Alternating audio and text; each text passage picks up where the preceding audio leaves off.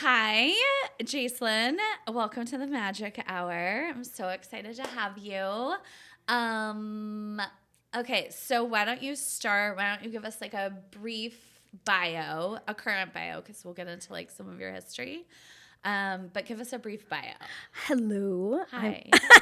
Thank you for having me. I am Jaselyn Blanchard, and I'm the executive director of the Majestic Empire Foundation. And I love what I do. That is obvious. Yeah. And how long have you been the executive director? So I have been the executive director for 2 years now, full time. And before that, I was running their education program for about 6 years. So That's right. yeah, It was kind of more part-time. more right? part time. Yeah. It was a project for me and a real passion. And then the opportunity came along, and the universe provided.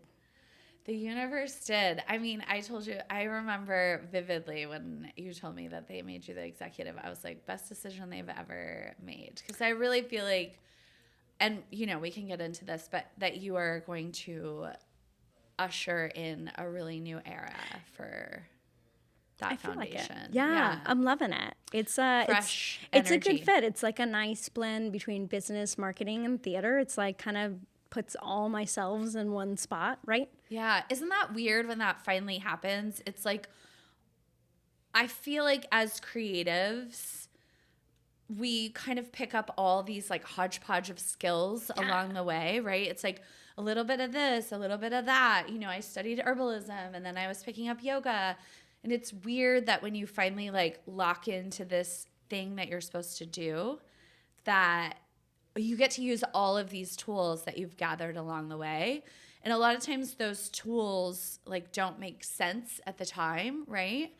But then when you kind of get aligned, it's like, oh yeah, duh, I couldn't have done this without that, right? Yeah, and that I had been doing it in like these little pockets, and then afterwards, the nickname of post-show blues, right? I was like having these like intense periods of sadness, and I was like trying to analyze what that was, and I was like, oh, like I need to be doing this for longer amounts of time to be feeling happy. Yeah. And I had kind of woken up the summer before I took over full time, and I was like, I need more theater. I need more magic in my life, and was like trying to figure out what that looked like. And then the phone rang.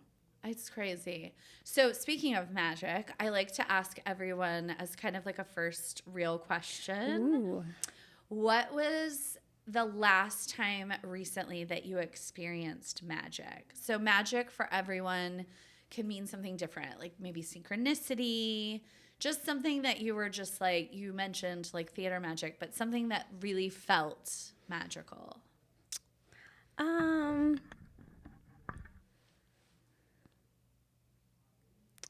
Well, theater, I feel magic all the time, which is like a given. So I'd say probably it has to do with synchronicity or signs.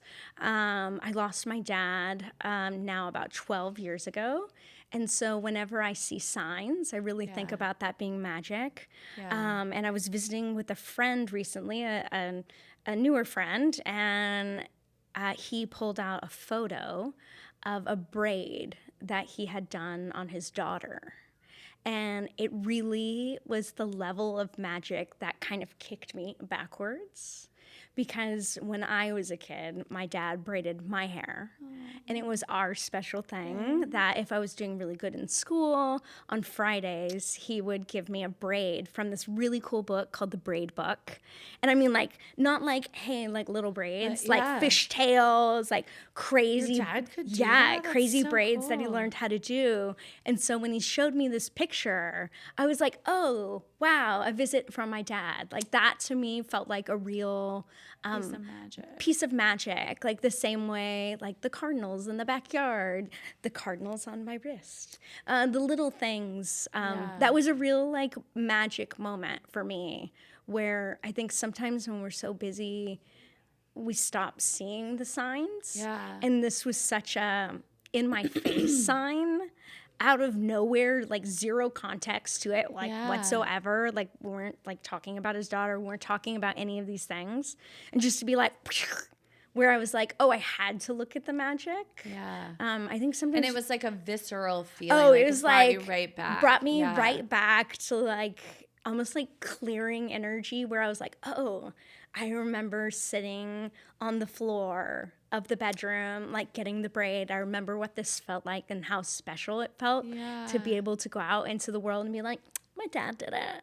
Well, yeah, and you don't typically see like that being something that men take on, and I think that's really cool too. Like, having that type of masculine like presence in your life is really beautiful. Yeah, like my dad was such a masculine man, like you know, a venture capitalist investment banker, a hunter, like a real dude, but braided my hair, learned to do my makeup for shows.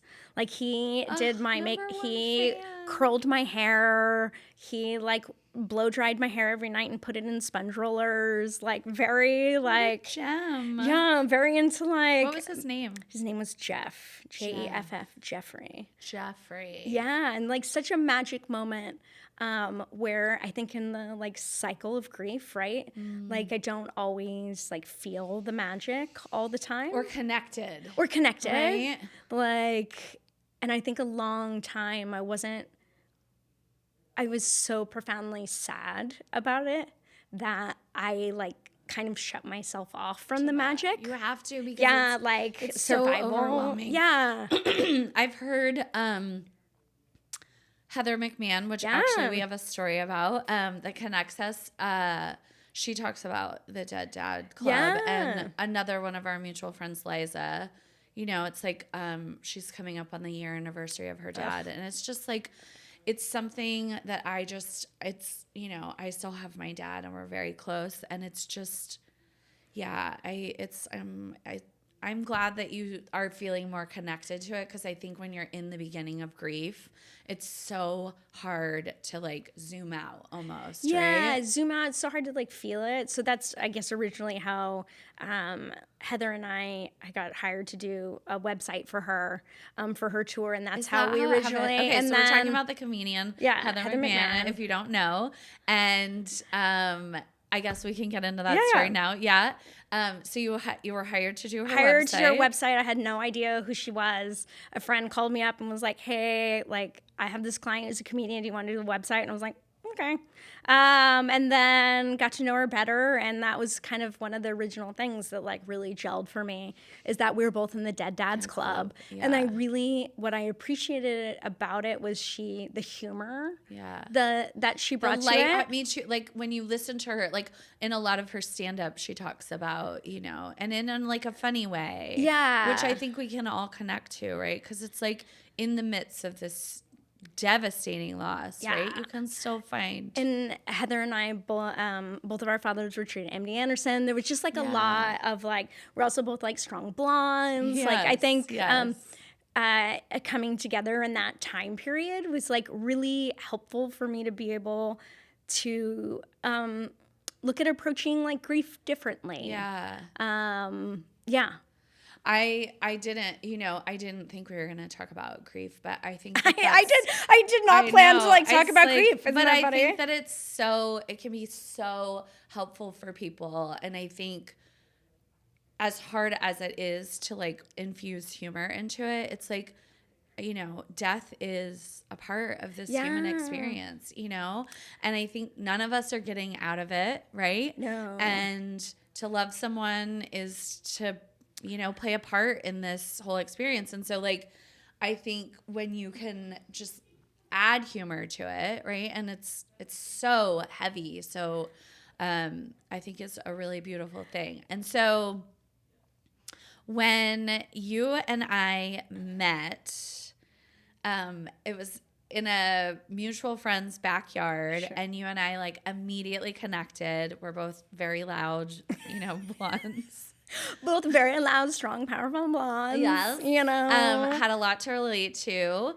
And then we kind of connected, and you have really been, I think, one of my favorite things, and one of the things I respect the most about you is what a champion for other just people. I was going to say women, but I don't think it's just women. I think you're a champion in general. Yeah. I think you meet so many people that are like fake and phony and full of shit, and we connected, and you know, we didn't really know each other all that well. And when Heather was coming in, I don't know how the conversation came up, but I think you mentioned to her about getting a facial. And so she was able to come in and she got a massage. And it was just this like, I think it really connected me to you in just such a way that you were so unapologetically supportive of another human, which is rare to find, right? A lot of people like say they're going to do this thing or say they're going to be helpful. And so I really admire that quality. What do you think, where do you think that has come from? Like that you've just like really developed this authentic sense of like giving and community and all of that. Is that I think probably my answer has changed over the years, right? Maturity. Yeah. In the beginning, was it like self-serving? I don't know that I would have known where it came from. Okay. The further along I've gotten in my life, I now understand that it really came from my parents. Yeah. I mean, your mom is my mom. It's really from human. my mom, Yeah. who like is always the way her brain and her heart work. Yeah. Is she's always looking for ways to give back and to make things better for other people, right? She's like such a champion of her clients, her family members, like, and she derives joy from seeing other people succeed. Yeah. Which is a real dying art, right? Yeah, It's a real dying art. Yeah, I can see that with your mom. And that, you know, it was my birthday the other day, and she made this comment, and she said, "It's a joy for me to see you joyful." Oh. And I think that's a mother though too. Yeah. And, you know, my original intention in life through school, I was like, I am going to be a performer, right? I'm going to be a star. I don't know that I ever thought star, right? Because I was equally as happy in the ensemble, being in the back. Okay.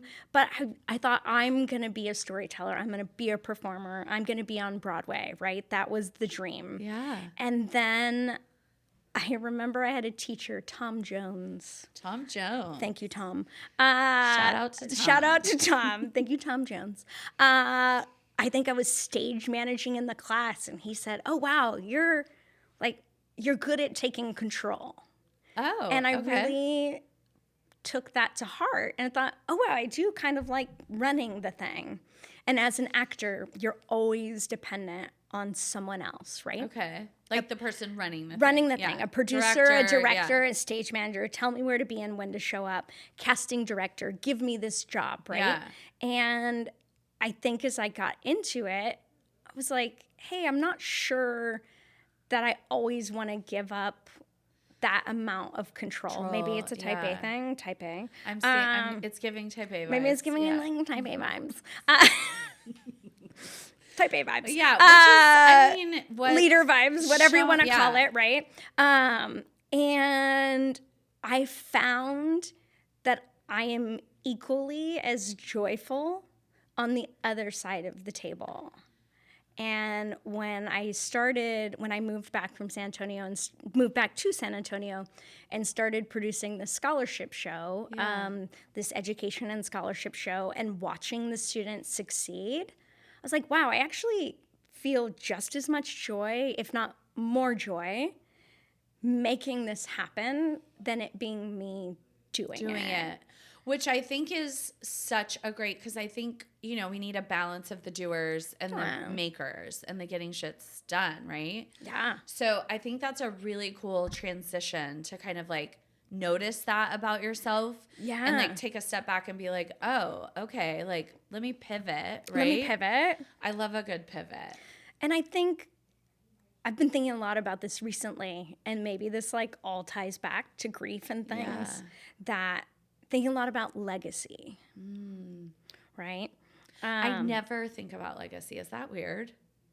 Maybe I should start thinking about more of it, but so I'm curious to hear, like, it's inspiring to hear you talk about legacy, because I do hear a lot of very strong women talk about these legacies, right? And maybe it is because my life was reshaped by loss, right? Thinking about what people leave What behind. you're behind. Okay. You know, for a while, I think, in building, so from this scholarship show, start out with 45 kids, now there's 450, like just the massive growth, right? Reflecting back on, I'm like, oh, that's a legacy I'm leaving behind. That not to be dark, but if I were to like walk out and like, you know, get hit by a bus tomorrow, I would like look back and say, hey, I created something. I built this to the next level, and leaving it for someone else to take behind or take on while I'm leaving it behind. Yeah. You know, the quote that I think a lot about since I heard it was, blessed is he who plants trees in whose shade he will never sit. Wow. Yeah. That's really prophetic. Like, yeah. And that, hey, we're building this thing. I might not ever see the fruits of it. Yeah. I would like to, selfishly, right? I think you're experience seeing it. I'm seeing a lot of fruits of it. 45 to 400. Yeah, but in thinking, hey, this isn't just about my own personal enjoyment. This is about other people's enjoyment and about building something that is bigger than me. Right. Brings me a lot of joy and satisfaction. It also feels magical, right? Yeah. It also feels spiritual, connected, all the different things. Are you a stars and moon girly? Like, what's your sign? I'm a Libra. That's right. I'm the 'cause you great. just had your birthday. I'm Very I'm the balanced. great balancer. Right. Yeah. I just think a lot about that. Like, I think that's really interesting, like, thinking about legacy. And, like, I don't, I think because I'm in so day to day in, like, the business, that it's like, I'm just, okay, what needs to happen? I think I've always kind of kept my goals and my vision a little bit smaller sighted because it feels like more like I can manage it, right? And like digest it. So I think that's a really like inspiring thought to think about, like a legacy and like what, you know, I'm actually building. Yeah. I think maybe legacy comes up maybe a bit more in my mind as I think about stories, right? Theater's storytelling, and nonprofit work is storytelling, right? I'm constantly telling the story of the legacy of Josie Strauss and saving the Majestic Theaters from being torn down and turned into parking garages. Like, this is the legacy that... Wait, they wanted... Yeah, so they were slated to be torn down and turned into parking garages in 1988. Both of the theaters? Both of the theaters, because they were kind of abandoned. It happened to a lot of theaters around 80s, town. 70s, 80s didn't really survive it, and then really stepped in, became a national landmark, kept it from being torn down, and then restored it. And thinking about, you know, here's one woman, and here's when we all get to enjoy this thing that she helped do. Yeah, so I do think maybe it's inherent in my day-to-day work. I think it is this legacy, like this thing that was saved. This thing that was saved because of one person. You know, with whether a vision. with a vision, with somebody who took responsibility, who said, hey, I'm going to do this, and actually did it. Which I don't think we see all the time. Yeah, there's a lot of like, I feel that I hear that a lot. Like, there's a lot of like, this is what I'm like gonna do, but then Walter, just FYI, it's very distracting hearing you guys talk out there. Oh, you can. Okay. Yeah, I don't know if you can hear it on there. No, you won't be able to hear it. Okay, but it was like I was like, it was like they can probably hear us when you. Yeah. Okay. Sorry about that. It was okay. I wasn't gonna come out and say anything to you, but I was like, you could have yelled at us. I didn't. I was having. I didn't want to like break her like thought. I didn't know if you could hear it, but I also. I mean, I could hear it, but I'm also used to like. Yeah, people talking in the background. Okay. Okay. What was I talking about? Oh, legacy. Legacy. Oh, but that also brings me to like another thought. So oftentimes, like creatives, it's like when we're talking about legacy, and we kind of touched on this earlier, where like you're gathering all these different tools. It's like your path forward in your career wasn't always clear, right? It went like this, kind of like Sure. mine did. I mean, I went to art school and ended up doing something totally different. Still aesthetic. I say we just both now- had the New York in common. That's right. We're going to get to that for sure. I love that part too. But it's like, how do you keep the faith? Do you feel like, I think that ties in now too. Like, it's like, how, when the path forward doesn't always seem like a straight line, how do you keep yourself like focused? Ooh. I know. It's very like, Ooh. because I think that is a lot of times when you have these kind of like, it's like people always just see you at the end, right? Or in this now, because you're getting all this attention because you're in this like the end spot, right? I'm sure this Yeah. isn't the end, but It might be the end. Maybe that's why we're talking about legacy. If it is, tell everybody I No. was doing what I love. no. But like, how do you keep like, yeah, like not veering off the path or not getting discouraged or, you know? I think discouragement is like normal and natural and part of the process too, and acknowledging that not every day is perfect. And you know, I made a comment to somebody the other night who only knows me in this incarnation, right? If we're thinking Yeah. about that, and only knows me as this. And I said, oh, wow, like my early 30s were a bit of a mess. And they kind of looked at me like I had two heads. And I Yeah, was because like people just don't a lot of times talk about the mess. yeah. Right? And I think knowing that the mess is part of it, Yeah. giving ourselves grace, knowing it's okay to be sad. It's okay. I think the grieving process through like my early 30s was such a big part of it. Yeah. And figuring out what I wanted to do with my life and having the grace to be okay with knowing it was different than what I thought my goals were back then. And then also being comfortable with ambition. Yeah. That one's tricky, isn't it? Yeah. As a woman, it's a tricky Yeah. thing, right? And what if you have these big goals, right? I have this one big goal that I really want to do.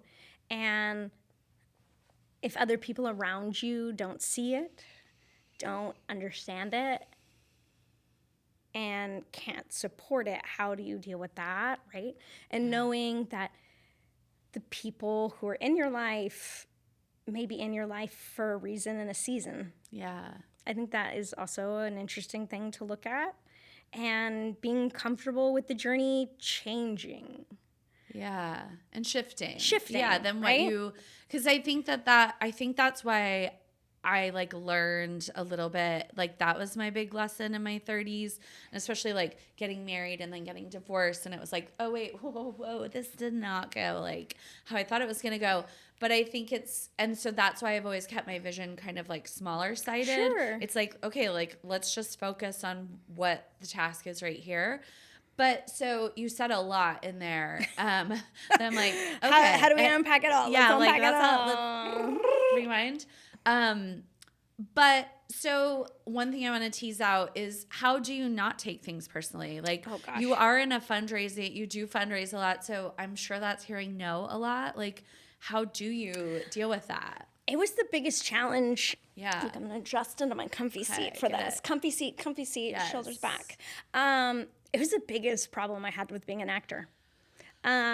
Is being an actor is constant rejection. Yeah, constant. I mean, constant. It's like going on 100 job interviews in a month and being told no every single one of them. Yeah. Or it- bad dates. Or, Yeah, bad dates, bad job interviews, all the different things. And I especially had a hard time with that in my late teens, 20s. I think it was very difficult for me to take criticism and not feel like it was a personal a attack, fundamental like yeah. attack on my soul. Or something that you needed to change. Yeah. Yeah. And, you know, I moved to New York at 18, went to NYU and vocal performance, and I had only ever really sung for fun. And like I like wasn't that great at taking criticism, and Had a lot of ego. Had a I'm lot of sure at 18 you're ego. like, I'm so cool, I'm moving to New York. Yeah, I was so Which is never as excited. cool Just as you think didn't it like is. know. And so when immediate rejection started happening, and then also I would say criticism, Yeah. I didn't know how to deal with that.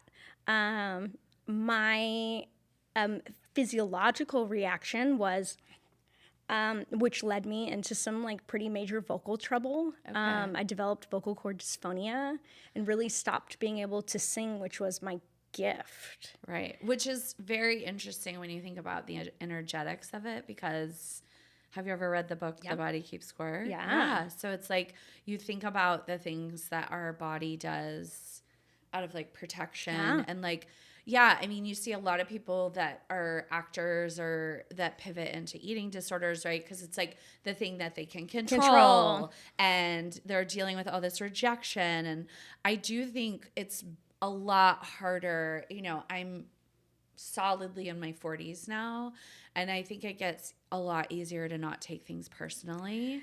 Like, I think when I, you know, first was an esthetician and someone like didn't like my facial,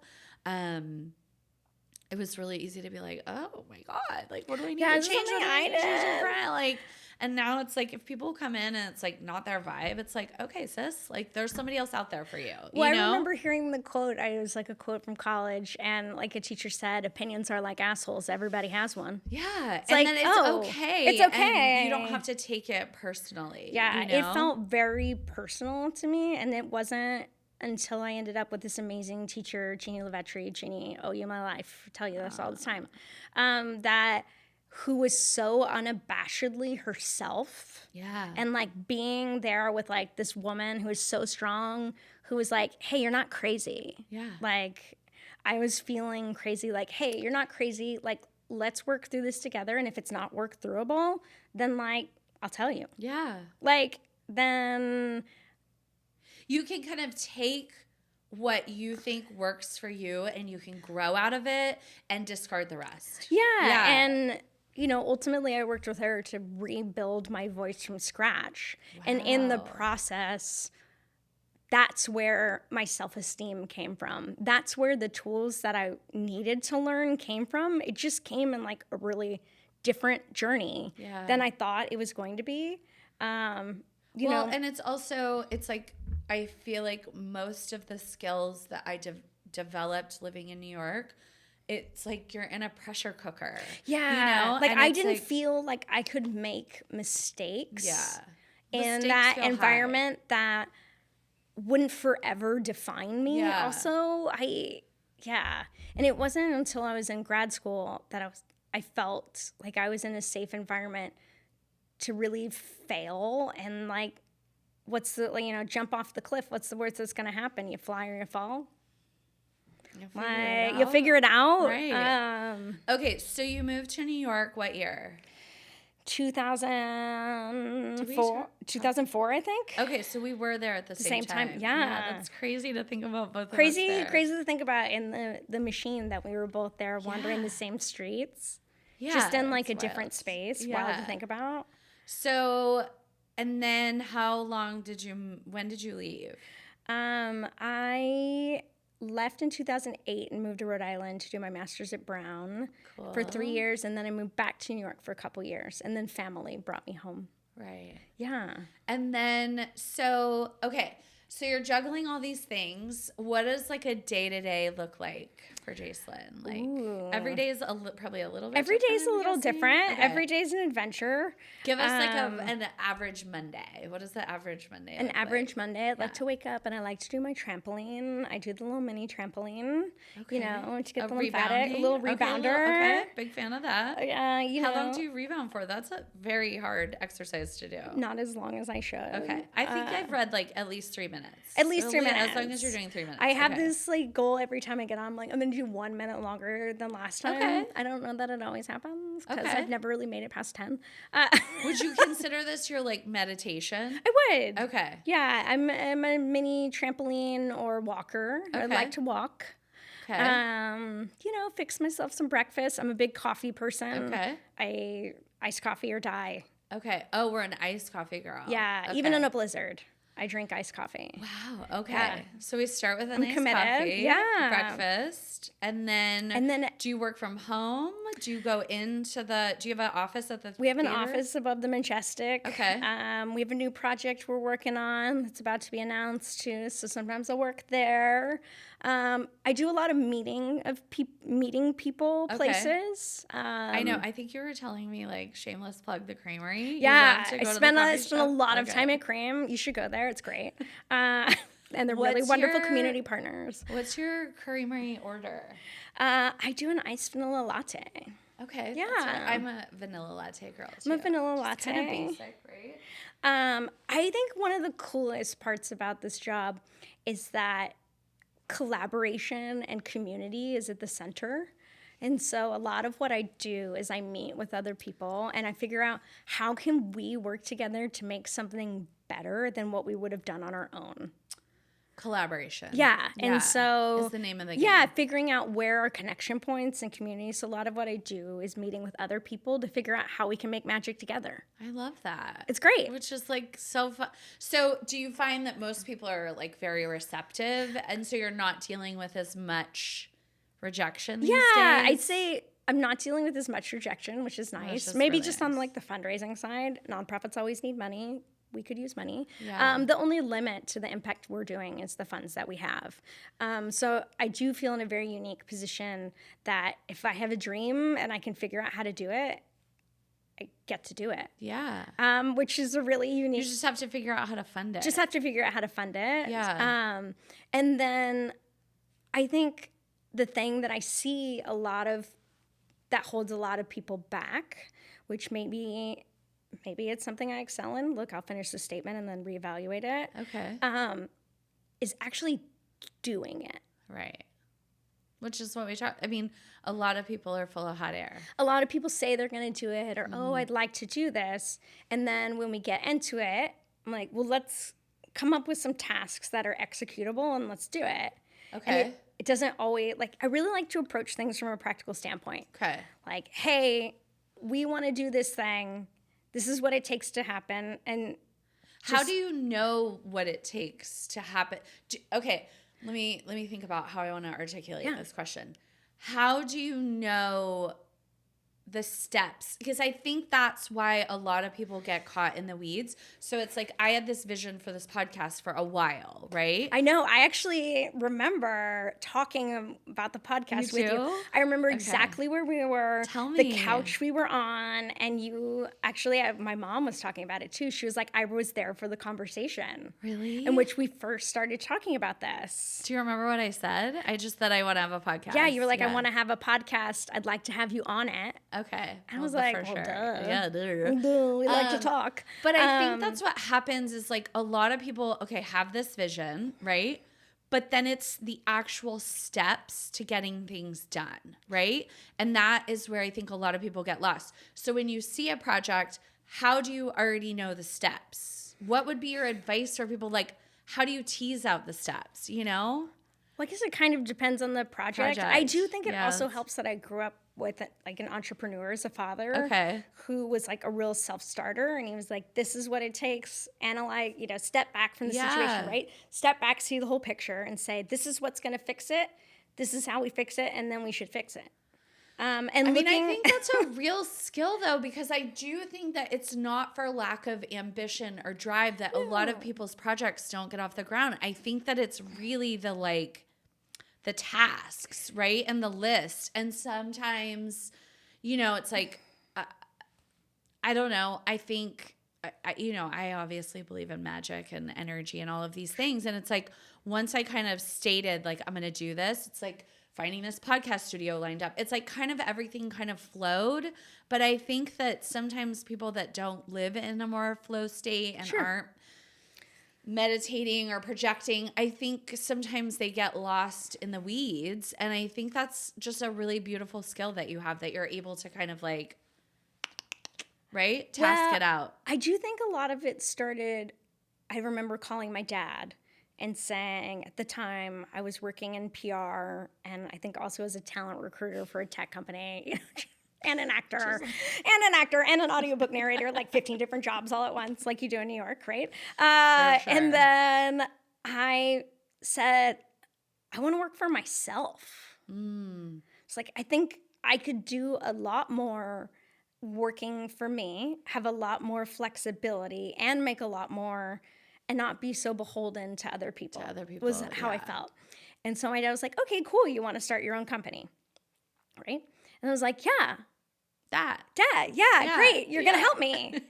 And he was like, no. And I was like, I'm sorry. And this is, I mean, obviously we talked earlier about my dad, very close, like very much, caregiver took care of me. And I was like, you mean you're not going to do the stuff for me? Yeah.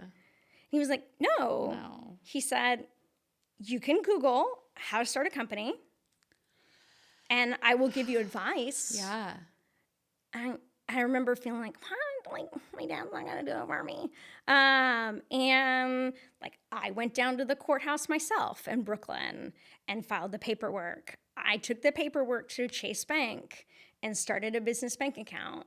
Like, I did all the steps for myself. And in the doing, that's where the confidence came from. Right. If he had done it for me, it wouldn't be the same. It wouldn't feel, I wouldn't have gotten the confidence from actually doing it. Right. And I think it was that ability to be so pragmatic about it. Right. And like, I want to start a company.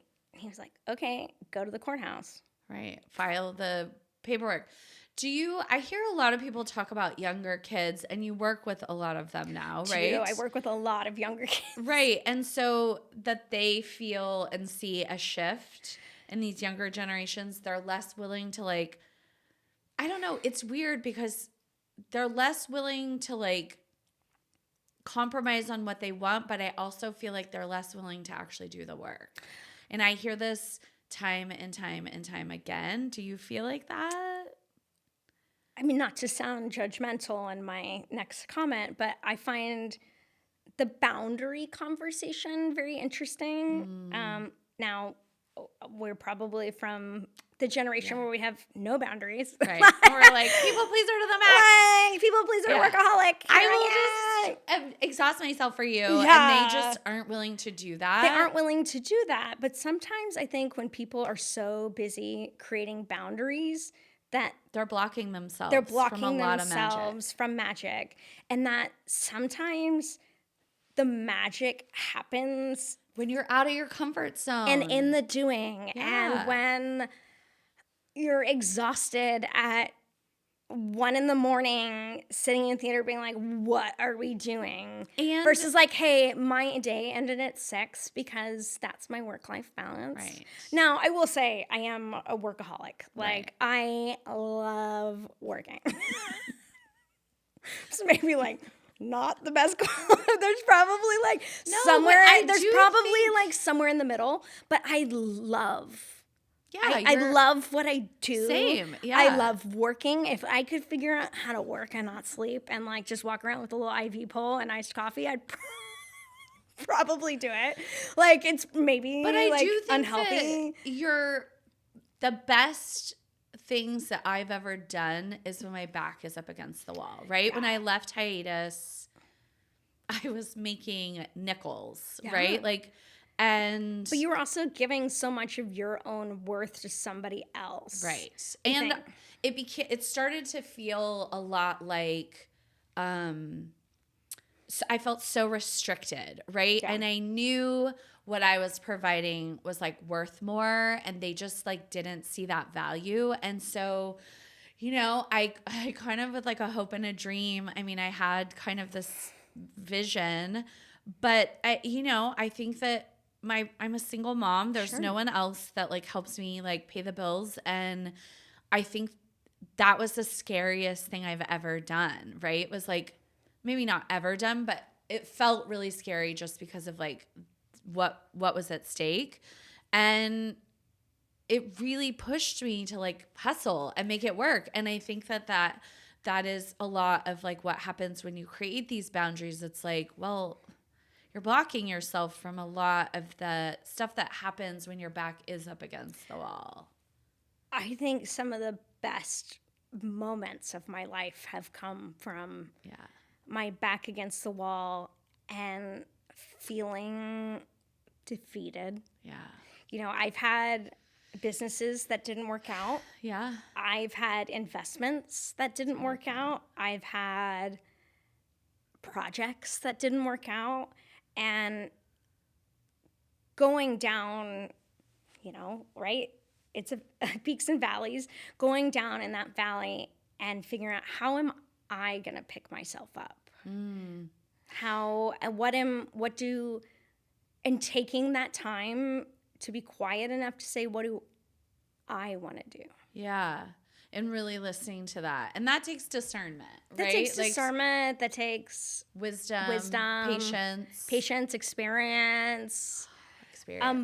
And belief that there is that voice in there. I think sometimes when we're so busy that I don't always hear the voice. Yeah.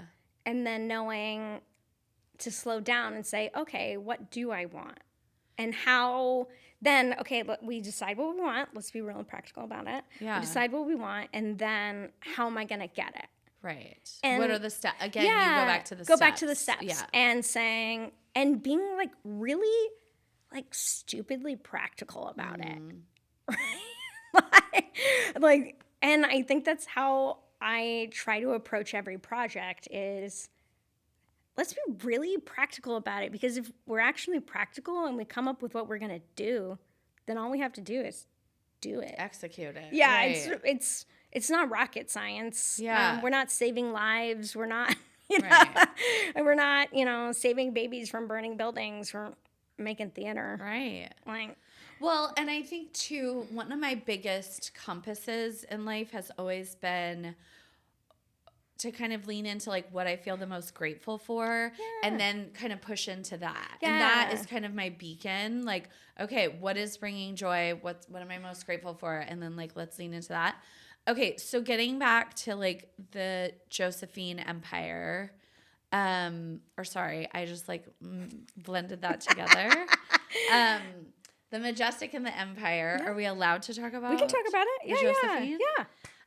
Speaking of legacies, I was like, do you want to talk about reviving the Josephine and what that looks like and why that's important to you? Yeah, so this has been a real passion project of mine for a while. So I started performing at the Josephine when I was 4 or 5 years old. And the Josephine is on... It's on Josephine Street. Okay. By St. Mary's. By St. Mary's, over by the Pearl, by the Creamery.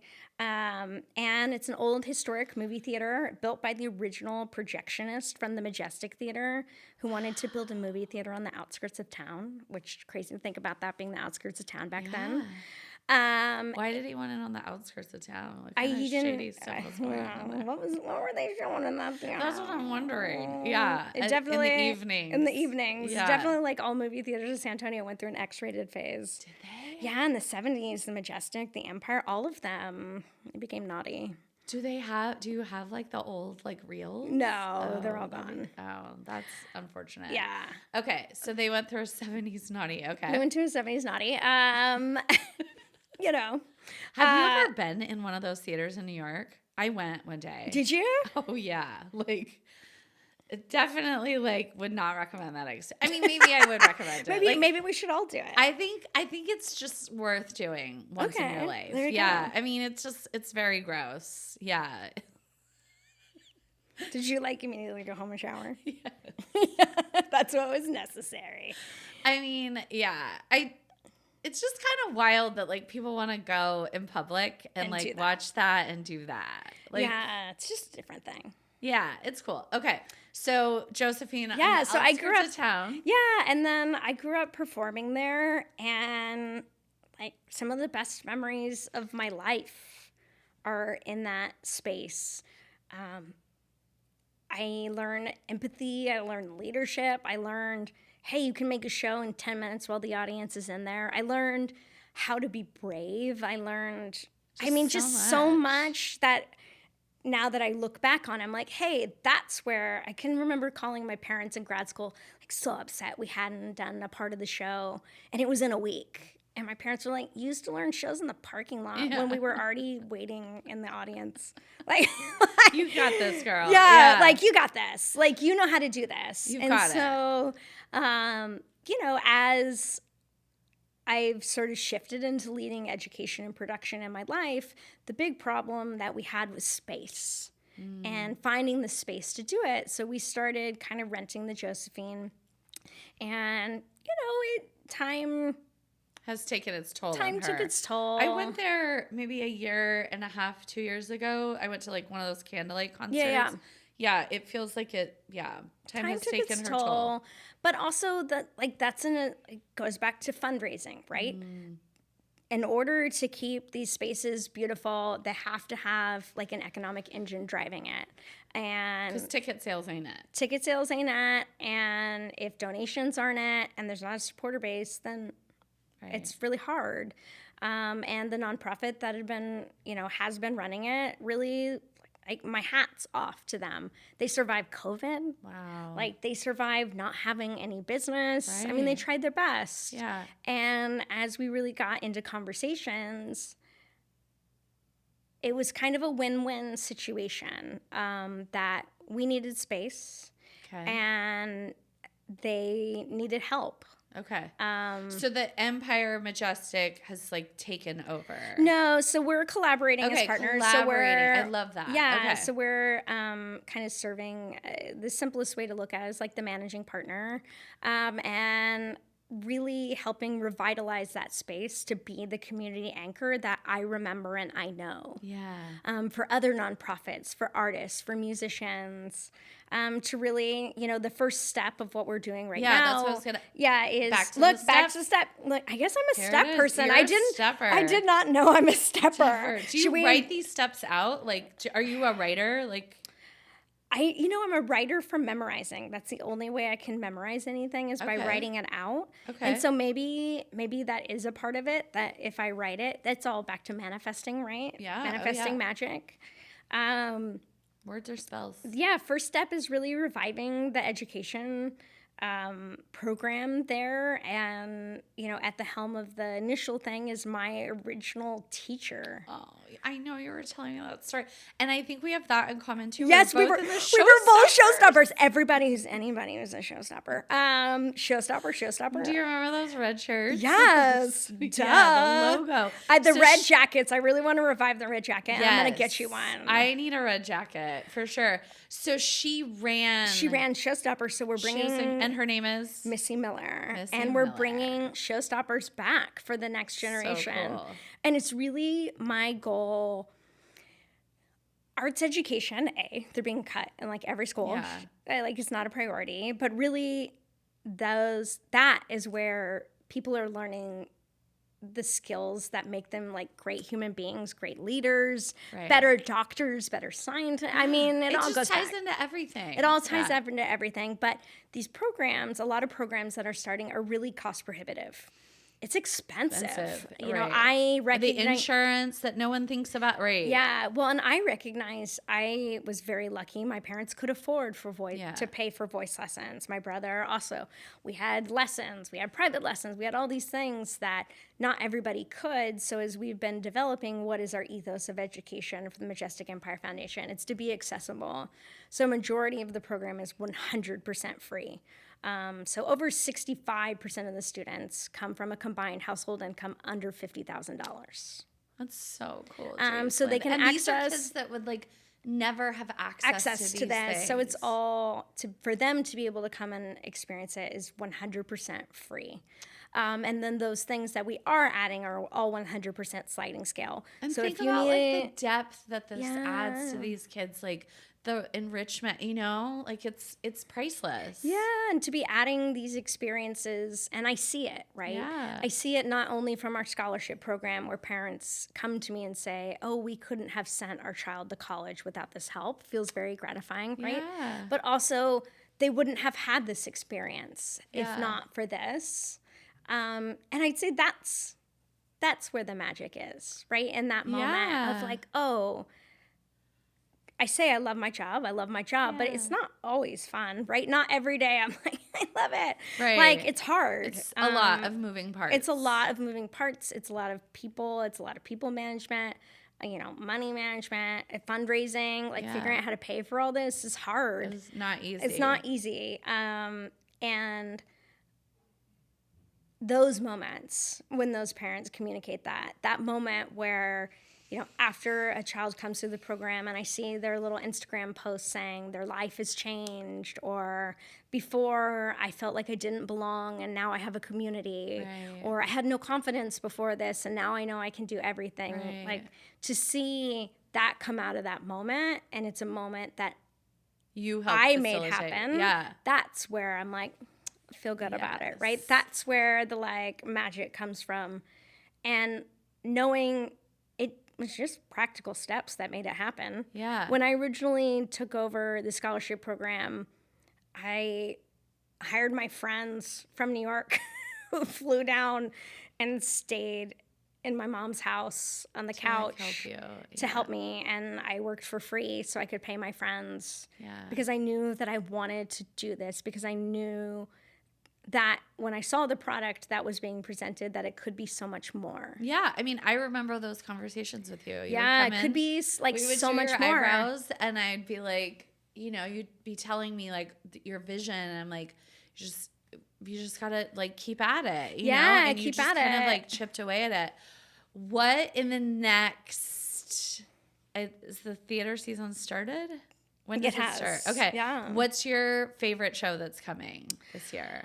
Oh, gosh.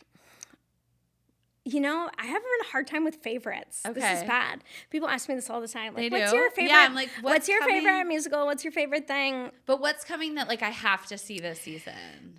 We've got a great Broadway season at the Majestic for sure. It's really good. Kimberly Akimbo just came through.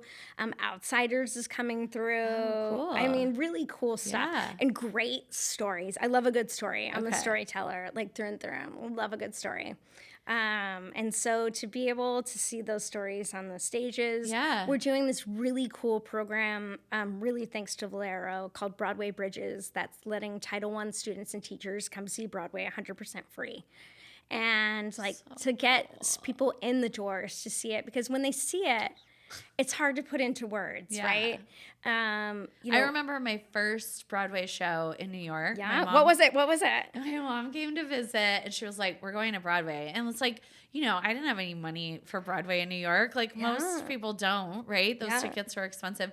It was The Lion King, and I like. I was like 20 something. I'm like, I don't want to go see The Lion King. I was like, the way that show like blew my mind open. I mean, it's really just, it's such a treat to like turn your phone on. I mean, back then, the cell phone wasn't as much of a thing, but it's like now. I think that makes us old. Very when we're old. like, cell phone wasn't much of a thing. Right. We had pagers and there friends who used payphones There was when no they needed Instagram. Yeah, I mean, now it's such a beautiful escape.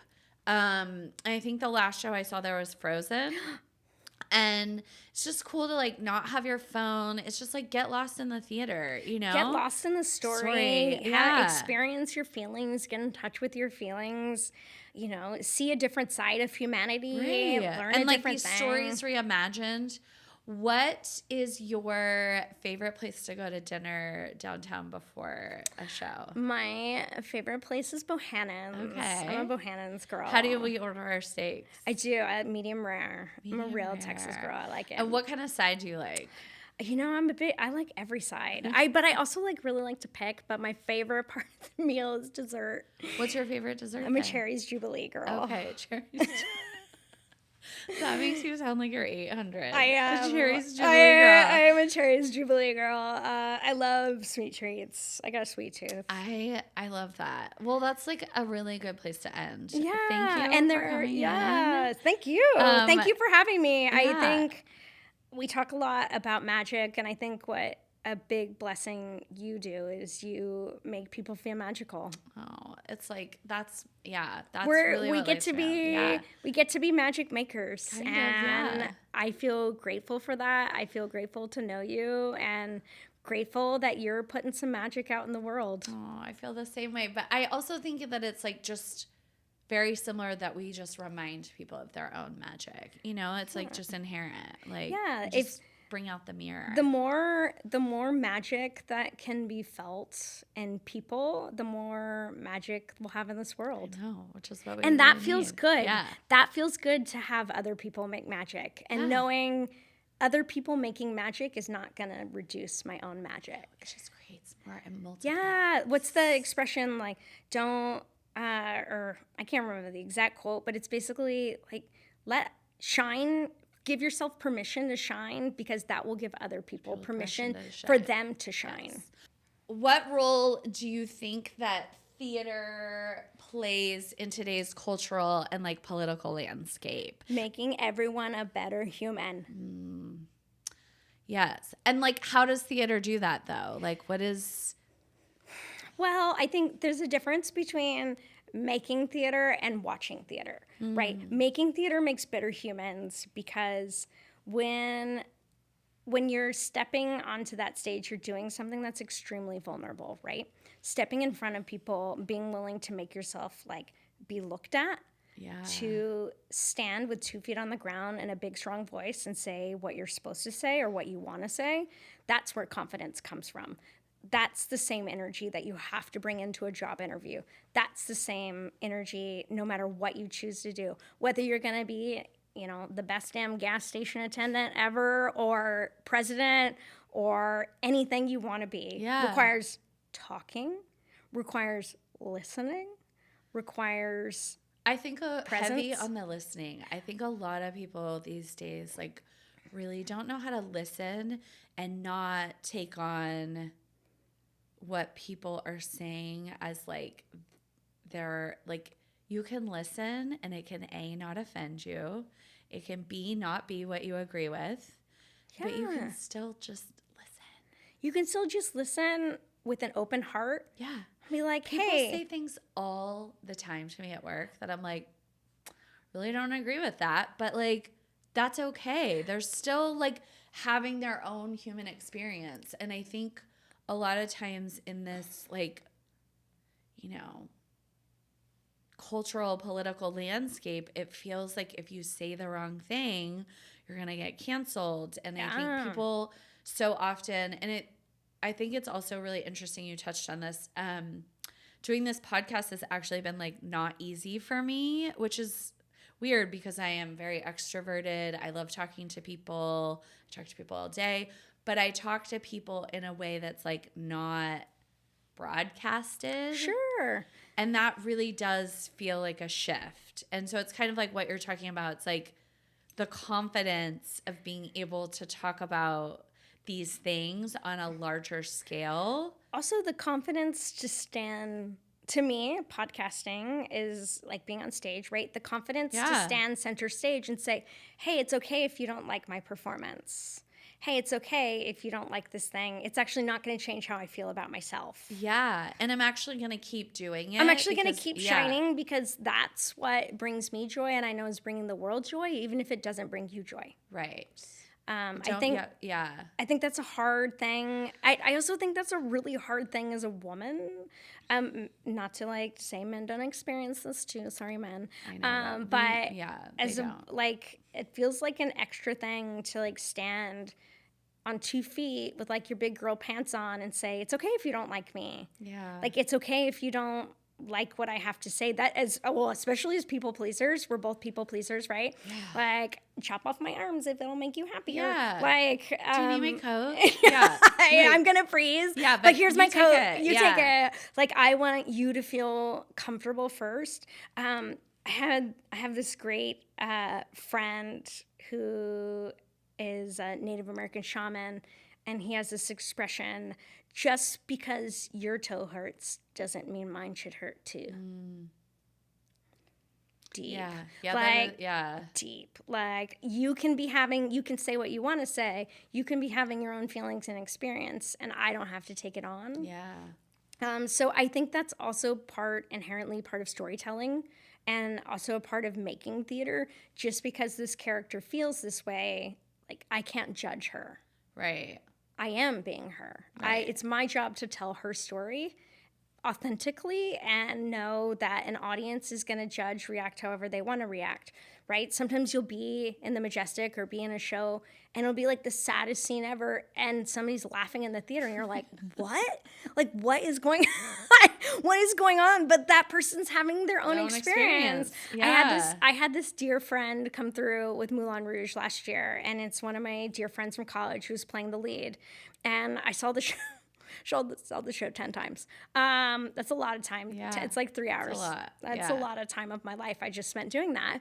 But I think half of the shows I sat and cried through the whole thing watching him perform because I was so proud and I felt so much love and I was having my own experience. Yeah. Like an experience nobody else was having. I'm sure people they were like, what is wrong with lady's this girl? crying at Moulin But I Rouge. like seeing him thrive up there on that stage. It just was like, So touching. you know, proud mama moment, proud friend moment. Like I want my friends and my students and people, I want people to succeed so win. badly Yeah. and win because that feels so good. And so in theater, like people need to feel that expression and then we need to be able to go and hear stories we don't agree with. Well, We need and that to be kind of able- ties into the political, Yeah, like how I was talking, like with the, I mean, yeah, I do believe in that. I think when people become, you know, tunnel visioned into these echo chambers, it's like, that's not on my algorithm. And it's just like this, you know, I grew up in a house, and I think I've talked about this before maybe, but my dad is a Republican. My mom grew up very liberal on Long Island. She went to Woodstock. She lived in a van. Like, Amazing. she's wild, right? And she came to Texas to find a cowboy. And she Was found this the him. goal? Yeah. Yeah. It actually was to have sex with a cowboy. She met my dad. I love everything. This is the best story ever. Can you imagine? No. But she probably had a list. Look, she had a list and it was practical. I don't know that it was a list. Okay. My mom could not hold on to a list back then. I mean, she lived in a van for a year. She with a had one guy. item on the list. Was just to have sex with a cowboy. So she met my dad. She was dancing on the bar in the Plush Horse Saloon on Bandera. When Bandera was like a country road. And my dad like locked eyes with her and was like, that's the one. Is this why you don't like line dancing? Maybe.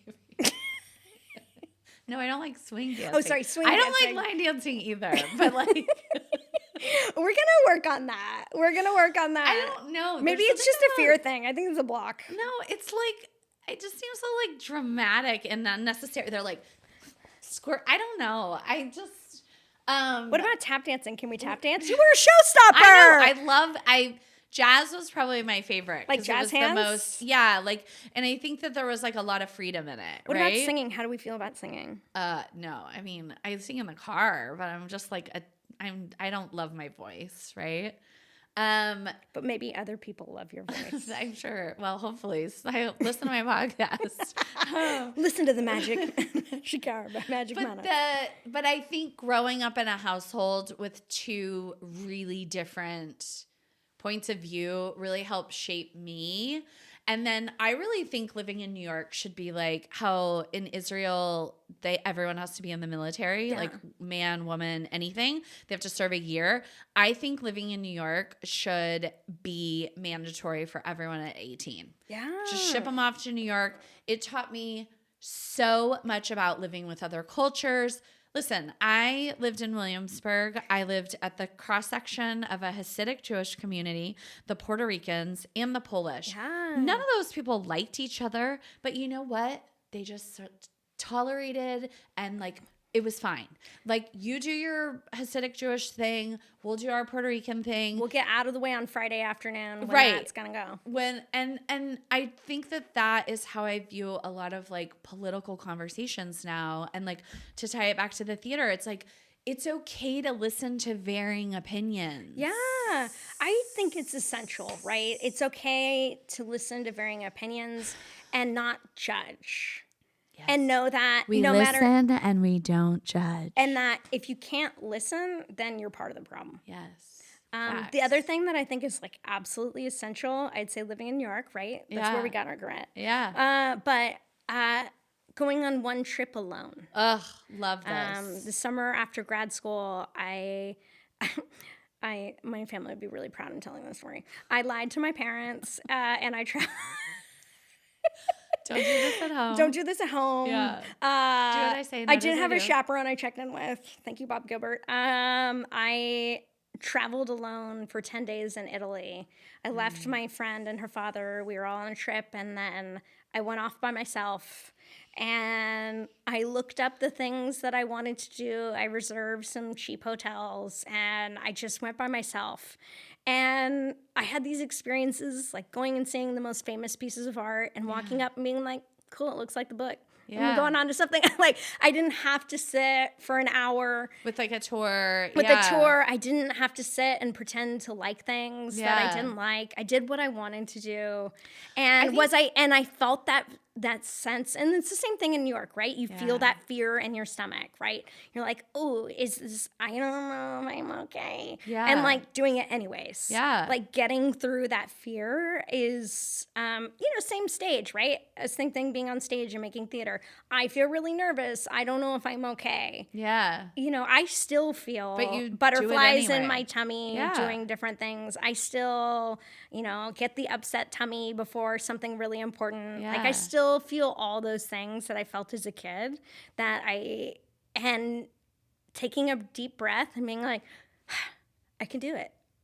I've got this. Yeah. So I think living in New York, traveling alone. I think doing really anything. It's shocking to me how few people will like eat in a restaurant by themselves. Oh God. I love nothing more than just like getting a magazine and sitting at a like bar and ordering a salad and like an iced tea and eating lunch by myself. Yeah. Anything. I love going to movies by myself. I actually really love, this is probably, bringing it back to the Josephine. I used to go every Friday night, starting from when I was like 8 or 9 years old, and sing a show there by myself. By yourself, And my dad would make me call. Maybe this all goes back to my dad making me a strong woman. He would make me call and reserve my ticket myself on the phone and ask for it.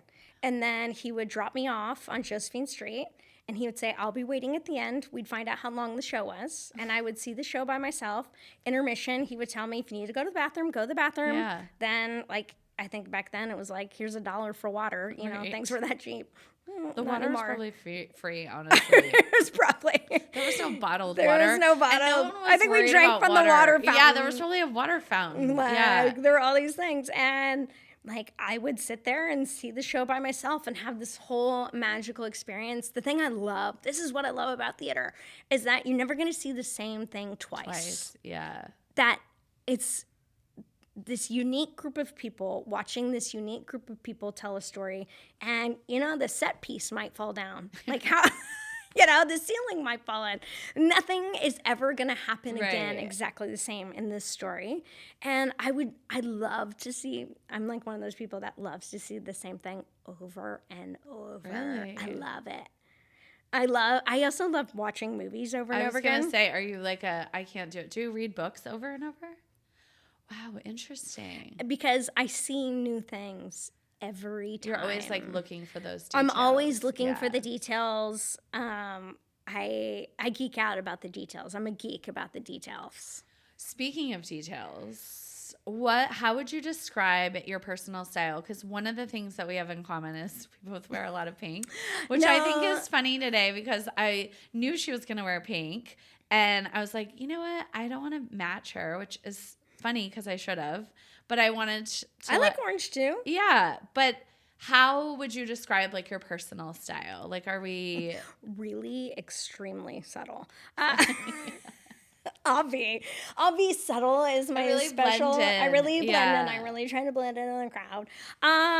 I just love bright and fun and happy. Yeah. Okay, I like that as a personal style ethos. Yeah, I love bright, fun, happy. I guess I love flashy things. I must love flashy things. I have leopard suits. I have gold suits. We're both magpies. We're just like shine on. Shine on. Yeah, I think that was one thing I never like fully changed into a New Yorker about. is the I black. like is the whole Same. black. I do love all black. Don't get me wrong. I love a good black moment. It's extremely slimming. It is. I own like 4 black things. You think I would want to be, you know. I do have a lot of black suits as well. Like, but I think I just love bright. I mean, Yeah. my birthday cake the other night was pink and orange with disco balls. Like, shine on, baby. I think a lot of people don't play with color enough. And it's like so sad. I'm like, don't you want to I wear? think some people are afraid of standing out. Yeah, They want to like it's blend true. in a crowd. They don't want to stand out too much. I think when you have big personalities, It's like you kind of just have you to like go with it. you kind of just gotta like go with the flow. Yeah. Like when I moved back to Texas, I was getting highlights in my hair, and I was like, I think I just want to like go blonde or what about Yeah. bleaching that shit? Like I was like, let's just go for it. Yeah. Go big or go home, right? Get that cowboy. A la Cindy Little. Yeah. Yeah. No, she's wild. That's a story for another day. But thank you for coming. Thank you. Shine on, baby. I know. Appreciate you. And you're a joy and a pleasure. Thank you. Happy to Thank come back you. anytime. Okay.